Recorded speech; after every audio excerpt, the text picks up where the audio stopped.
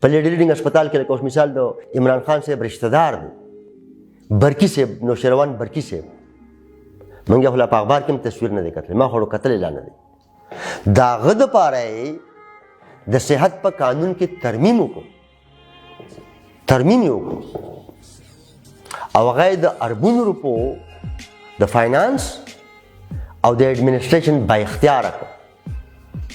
د حکومت په قانون کې چې لاندې د وړې نوکرۍ که کلاس 2 که کلاس 3 که کلاس 5 که کلاس 4 دام چې برتی کېږي ډومیسایل طی کتی شي عمر طی کتی شي څه ټیسټ فزیکل کېږي څه انټرویو فزیکل کېږي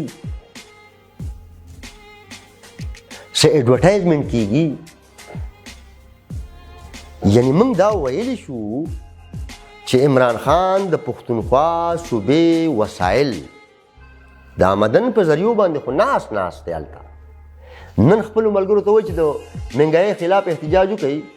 نو عجیبه خبره ده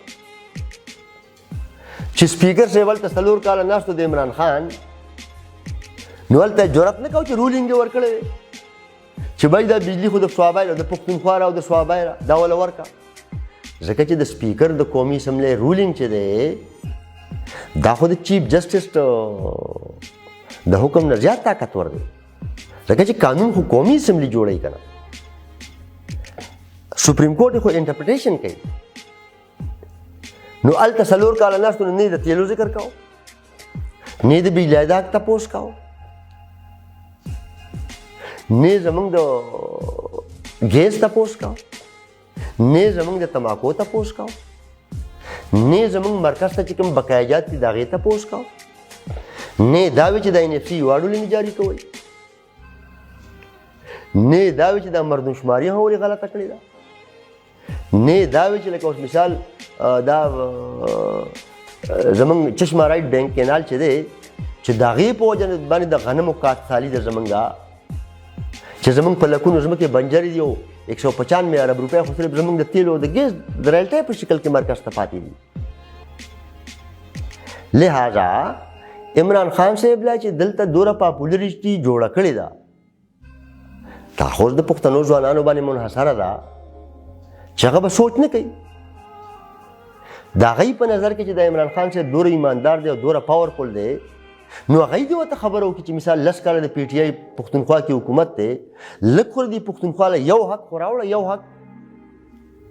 ګیس والا ته نه ورکوې خو بلین ټري سونامي ته دلته راړې ما له په غرونو کې لاچای کوې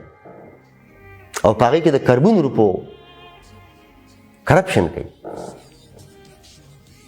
عمران خان صاحب وایي ډېر ښه سړی د ما له وایي بلین ټري سونامي راړو بلین ټري سونامي هغه د کرپشن در په راړو تا له ګیس عیني حق نه درکوي چې بونیر ته ګیس لاړ شي نو غرونو کې به لرګی څوک سله سوځوي شنګله کې به څوک سله سوځوي نو دا ټول ملک به ځنګلي نه شي نو بلین ټري سونامي ضروري وه که د ګیس حق ضروري وي هیلث کارډ دی صحت کارډ ورکو هر مریض له هر سړي له ورکو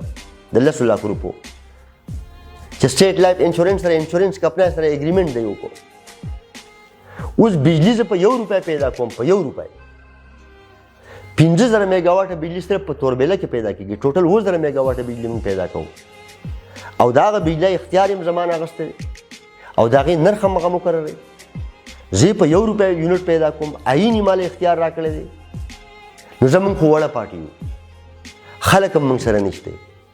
نو پښتانه خو عمران خان سره دي نو عمران خان د پښتنو د بجلی دا خبره وړي نه کوي دا تیلو ته وګوره چې په کرک کې تیل پیدا کېږي موږ په خپل حکومت کې 600 کناله ځمکه اخیستې ده بیا خو ظاهره خبره 2013 کې زموږ حکومت ختم شو نن هم د کرک نه کروډ آیل چې کوم دی اټک ته روان دي ولې دا کرک د پښتونخوا د پاکستان برخه نه ده چې تیل کوم ځای پیدا کېږي خو هلته ورته ریفاینري جوړه کړه که نه نو په کروډ آیلو کې هم زموږ نه غلا کوي دا خلک بې لارې کوي ځوانان بې لارې کوي